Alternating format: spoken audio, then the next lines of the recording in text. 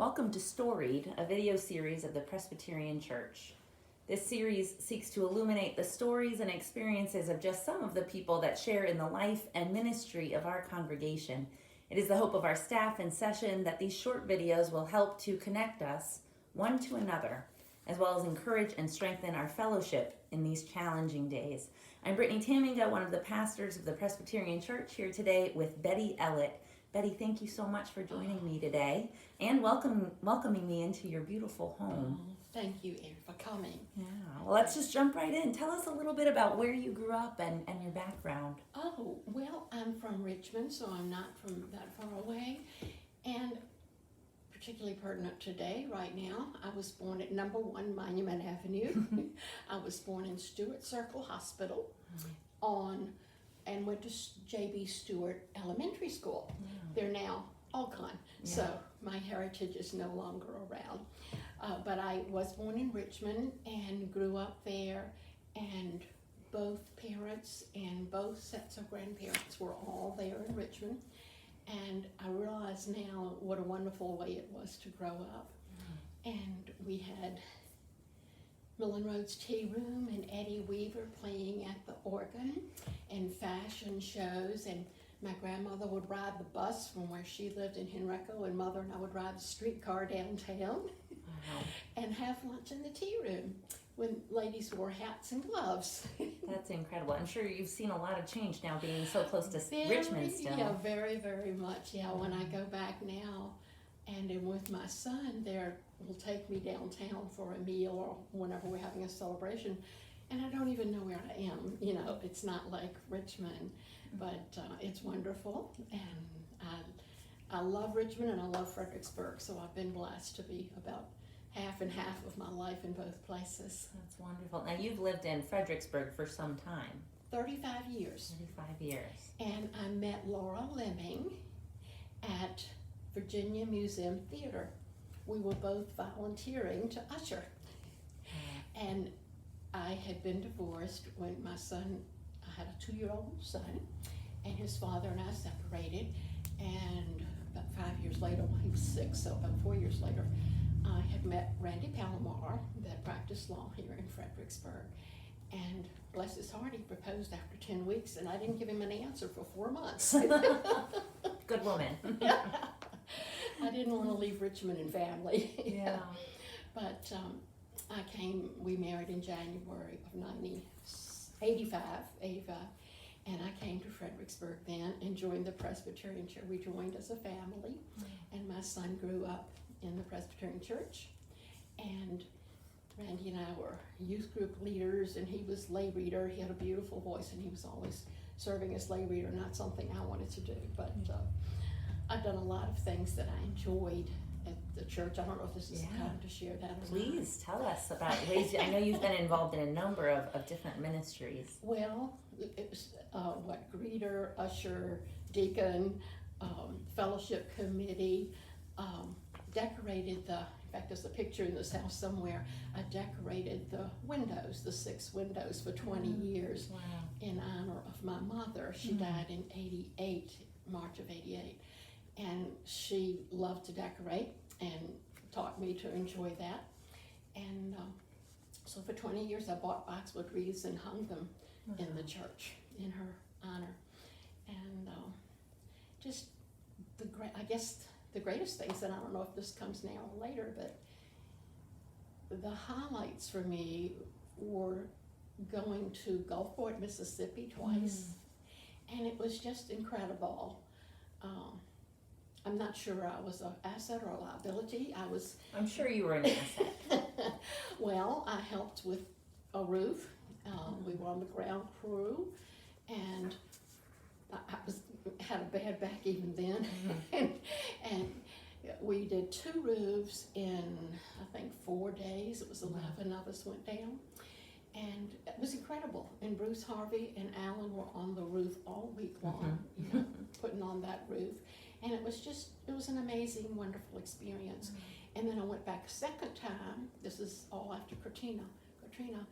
And we did siding. So oh, wow. I learned some really good skills. Good way to pick up some construction skills. Exactly. Yeah. Yeah, good construction skills. Now you have done quite a bit of traveling and mission and ministry in your lifetime. Why don't you tell us a little bit about your international trips? Well, I have a bucket list. Would you like to hear about bucket I would list? love to hear it. Okay, it included going to Africa. It included going to Australia and snorkeling the Great Barrier Reef. And it included publishing a book, and what I wanted more than anything on earth, I had no control over, and that was to have a grandchild. You're right, you have no control over that. Try as I may. So, blessed, from the blessing of the church, Aaron Sharp called me in January of, when was 9/11? That was 2001. So this was January of 2002. And she said, Betty, it was Jenna Whitaker, she's always putting a bug in somebody's ear, and I have all these wonderful opportunities because of Jenna. But Aaron was having a hard time finding somebody. It was just months after 9/11, and like now in the pandemic, people weren't eager to get on an airplane. And she called and she said, I've heard that you've always wanted to go to Africa. Would you like to go with me and represent our presbytery and celebrate the 30-year anniversary of the Presbytery of God in Ghana, West Africa? Well, first of all, neither one of us even knew where Ghana was. I went to the library and pulled out books, and they were like not preschool, they were middle school, And we said, well, that's where our level is, so we'll just start there. But I said, okay, I'm 90%, and it was late. I'm not a night person. It was kind of late, and I was falling asleep. And I said, I'll talk with you tomorrow. I'm 90% sure I'll do it, but I must talk with my father and my son, because if they're going to be unduly concerned, then I won't go. And I talked with them. And my dad said, I've never understood why you wanted to go to Africa, but I know you always have wanted to, so as far as I'm concerned, go for it, And my son was the same way. I tried to get him to go, and he was in school and working and all kinds of things, and he couldn't do that. But they both supported me 100%, so I went. And there were 11 of us. I was the only layperson on minister. And again, it was just a wonderful experience. And the people of Ghana were absolutely, and we've got the books over here somewhere, but the people of Ghana were just incredible. And the expression, be careful, they'll give you the shirt off their back, that's literal. I mean, we would go to church services on a Sunday, and the fabrics that they did were so beautiful. And we would comment on a fabric. Everybody in the church wore dresses, shirts, that were of this fabric. And you'd comment on it. Well, the next week they would have made something for you out of that fabric. What hospitality. Yeah. It's incredible. And we went out into the mission fields, and we visited all of the churches, very small little chapels.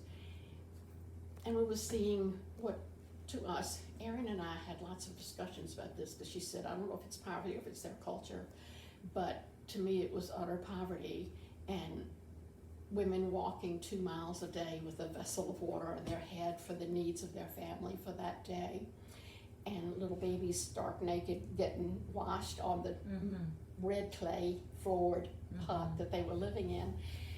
And we met all these people in this mission field and all these chapels, and when we got ready to go, here comes a pickup truck surrounded with people, and this pickup truck is overflowing with pineapples and mangoes and papayas, and I don't know if they were grapefruits, but just fruits and sweet potatoes, everything imaginable that they had grown for us. We were staying, it was called the Women's Mission, I'm not sure, but it was a facility where they held group meetings, like our Camp Hanover, but this was for adults in Ghana. And we just took it back to the cafeteria where we all ate, and they made use of it for our group and for the next groups that came in. But just, the people were phenomenal. That's amazing. Yeah. What a wonderful experience. Yes. So update us on the rest of the items on your bucket list. Where are you in terms of progress? Well, I ended up going to Africa twice, Wow. and the second one of going to Australia and snorkeling the Great Barrier Reef, I did it by myself. That's wonderful. I just had it was wonderful. I'm sure it was. I've really had a fun life when I What an started. adventure. And then the third one was publishing a book. Mm-hmm. And thanks again to the I can't even think of the word I want to use, but having that opportunity to go to Ghana twice, I was so touched and moved by it. And it was 3 years afterwards before I put it together. I have two friends. Kay Roscoe is one that you know in our church, and another friend, Peg LaRose, that lives over in Normandy. And at different times, we had art day, and we would meet in my carport. You know, we would just sit out there in the porch area and do art. Wow. And what I did was either on the front porch or the dining room table, I was writing a book. And so I wrote about Ghana. I was just something had to come out of it for me. Absolutely. Yeah, there were 6 of us the second time, including Milton McNatt and Tom Edwards and Mary Ray, Mary Ray Cox. Yes, Yeah. Mary Ray Cox. And Donna Hudgens was still here, and Heather Howe at the time. Yeah. And it was 6 of us total. And we took 2,000 pictures in 2 weeks. Wow. Yeah. That's incredible. Yeah. And so I didn't tell them, but the book is mostly photography and writing. And I credited them as being the illustrators of the book. And I surprised them at church when the book came out and gave them all books. And It's lovely. yeah, it was really cool, and put in a picture that we all hated, but I put it in anyway, in our Osu North costumes, you know. That's wonderful. Yeah, but it just, okay, so I did 1, 2, 3, and then the 4th one, God blessed me with a grandchild. That's amazing. Yeah, as the 3rd book came out, I had a grandchild, and my Head Start job came to an end, and I say I'm retired, I am because I'm not working, but when you work for a federal program, every year is a challenge, and their funds were cut, and they cut my part-time job. And my sister, I had one day that I felt a little sad, and then I realized what a great opportunity that was. And my sister said, "Betty, you are 70. Isn't it about time to stop working?" Slow down. I said, "Well, not if you love what you do. Right. You know, right. It's really not if you love what you do." Yeah. Now you've done a number of different things. You mentioned Head Start. What other things have you done in your career? I started fresh out of college. I taught 2nd grade. Excuse me, and I don't know whether, God was just paving the way. It just always seems like there were great things to do that came along. But I was teaching 2nd grade, and I heard, this was 1966, 67 school year, fresh out of college, and the next year, in the year 1968, fall of 68, kindergarten was going to be mandated statewide. And they were looking for pilot teachers in Chesterfield County to teach kindergarten. So there were 4, and I got to be one of them. Wow. I had the whole board of supervisors come in my classroom and observe me. So it was quite interesting. It's a big deal. Yeah, it was a big deal. But I was chosen to do that, and wow, what an experience. We got to work with designing the building, the attachments that went on to 30 schools in Chesterfield County that housed the kindergarten kids. And I was the only full-day class, and the other 3 had 2 sessions. So we had a morning session and an afternoon session, which we voted on the full day, but of course everything comes down to buses and money and everything else. So, but anyway, that was a wonderful experience. And then I worked for several years, and I said, this is what I loved the most of what I did until I came to Head Start. But I was a Title I teacher for several years. And I had met a friend who was, I was teaching kindergarten, and the girl next door was teaching Title I. And I just thought it looked like a wonderful program. And so an opening came up, and not only did I get to teach Title I, but I got a free master's degree. I got to participate in a program that paid me the first summer and then gave me a free master's degree for working with another teacher. Right. What a We gift. were master teachers. I don't know if this rings bells with you or Yeah. not, but okay. Being the daughter of a teacher myself, yes. Well, it sounds like God has just been so faithful in providing you with unique and exciting opportunities. He has. And it sounds like you've been faithful in He really answering those has. calls and being flexible and open to what opportunities are in front of you. That's incredible. I feel extremely fortunate. That's I great. really do. That's lovely. Yeah. So what has this quarantine experience been like for you now that you have slowed down a little bit and aren't working? Yeah. Well, boy, it just sort of pulled the rug up from all of us, you Didn't know? it? Absolutely. Sure. Just such a different life. I have not, since February, had my hair cut, been in a grocery store.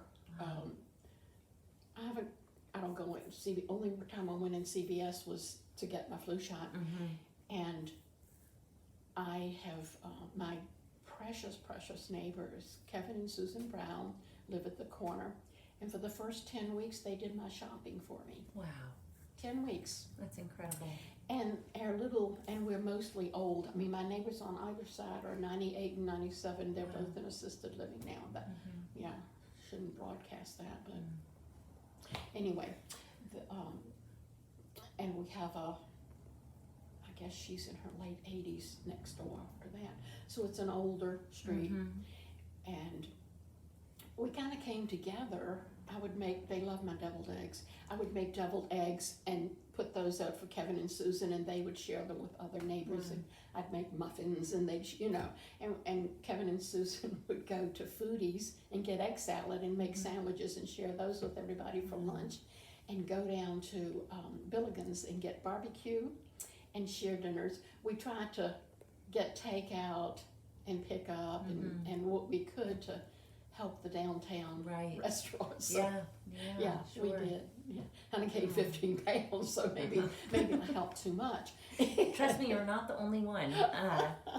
What an incredible gift of community to have neighbors who are so attentive and to be able to share with one another in those ways.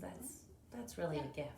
It has been. And I'm sure that helps with the isolation as well, just to have people you can rely on and talk to and see on a regular basis. Then I started feeling guilty about it, and so now I've learned to be very self-sufficient. I'm using Instacart, and it's wonderful. I just sit here with my phone and place my order, and it's here usually within an hour. So that's working well, and drive through CVS window and pick up things I need. So that's great. yeah, it is. We're able to exist, and I think I told you this in a phone conversation, but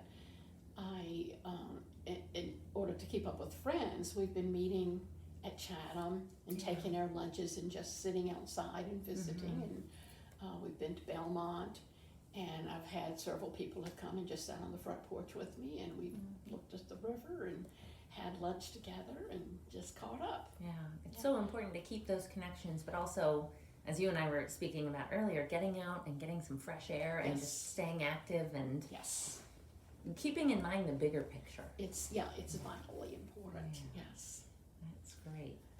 What are you looking forward to most about all this being over? What are you really missing right now? I've gotten rather accustomed to it, and it's not cramping my style too bad. Well, good. I do, Thanksgiving's 2 weeks away, and for 20 years, my daughter-in-law's family's in Fairfax, and all of our family's in Richmond. And I did it here once, and my house, I'm claustrophobic. It was too much for a smaller home. But now we go to the country club, and I don't even belong anymore, but we go to the country club and we meet in the hunt room, and we have sometimes as many as 20 people, or 15 to 20 people. And it's just wonderful, my daughter-in-law's family and ours, and we've done it for 20 years. So that's going to be hard. I I still haven't called them to tell them, but we just decided when I was down Friday that it's just not safe. Yeah. You know, it's just not a safe thing to do.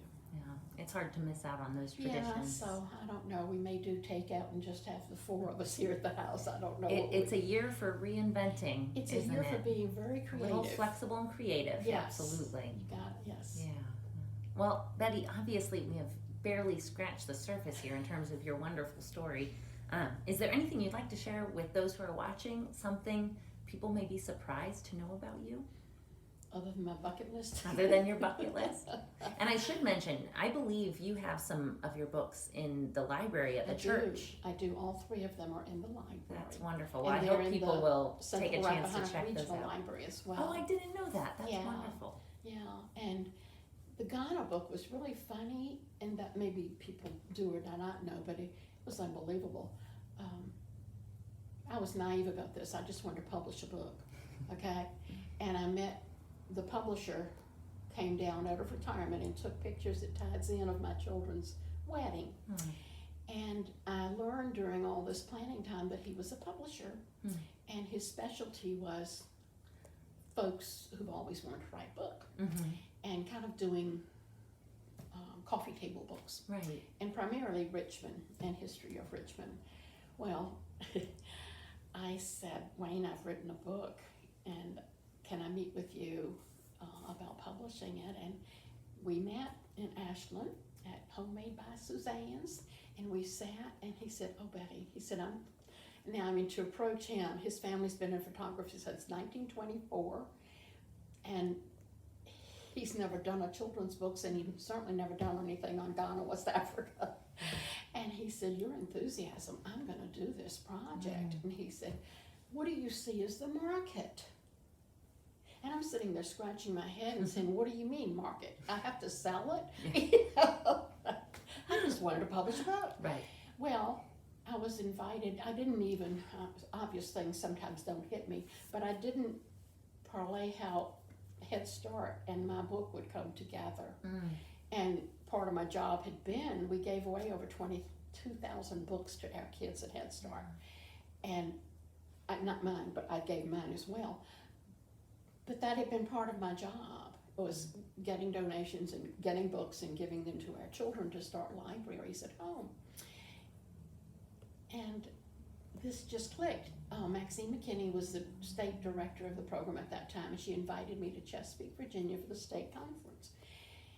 We sold out of everything we had. I first gave away the first 800, and then the 200 I had sold within the first month we had them through our church and friends and everybody else. Well, we didn't even know whether we were going to order books or not, and Maxine invites me to go to this conference. I had to go to the library and check out books to take to the conference.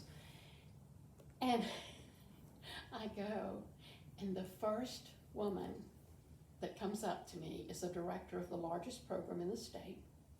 And she said, I want one of your books for all of my children. That's 1,501. Wow. Wow. Yeah. That's unbelievable. I know it. So I called my dad, I called Wayne, I called Brian, and I said, are you sitting down? Guess what? I think we need to order some more books. a little more than a book just for your coffee table. Yeah, exactly. Yeah. Well, I hope members of the church will check out Rappahannock Regional or our church library and look at these wonderful books that you've written and illustrated, and it's just fantastic. Thank you. As you know, we hope to continue this series into the future, but for that we need more guests. Who in the church has a story that you think we should hear? Jenna Whitaker. Jenna Whitaker. Yeah, Jenna Whitaker. Joanne Kinnaman, if you've not done her. I haven't, no. Okay.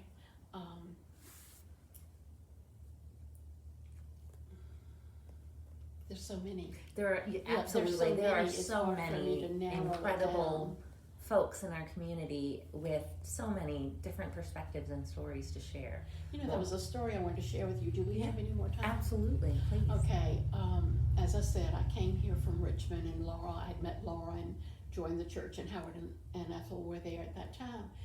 And when I took the Head Start job, when my son got older and I wanted to work a little bit, and Ethel was one of my readers. And she stayed with us literally until she died. And she loved it so much, and she did all this volunteer work, but she loved Head Start the most. And she scheduled her chemo appointments around Head Start. Wow. So that she literally came to us until she couldn't go anymore. That's incredible. And I went out to see her not long before she died, and she said, "Oh, Betty, I'm having so much fun dying." Wow. I have seen every one of my cousins. What a thing to say. Yeah. That's And incredible. she was just a really incredible, 35 years ago, this is history of our church, Mm-hmm. but she was just a real incredible lady. Oh, Yeah, I'm blessed to have known her. that's amazing. Yeah. That's amazing. Well, we're blessed to have your witness in this community and Uh-huh. your ministry over the many years and the way that you have served our church. And I thank you so much for sharing your Thank story, a little bit about your story today. If anybody watching would like to know more about Betty or get in touch with her, we encourage you to connect with her. Her information can be found through the member directory on the church website or through the Church Life app. And if you would like to be featured on a future episode of Storied, we ask that you please be in touch with the church office. Thank you so much for tuning in, and until next time, let us continue to uphold one another in prayer, remaining confident in the grace and mercy of our Lord Jesus Christ. Thank you, Betty, and blessings and prayers of peace to you all. Thank you so much, Brittany, and for coming here to do this. It's been a pleasure to be in your home.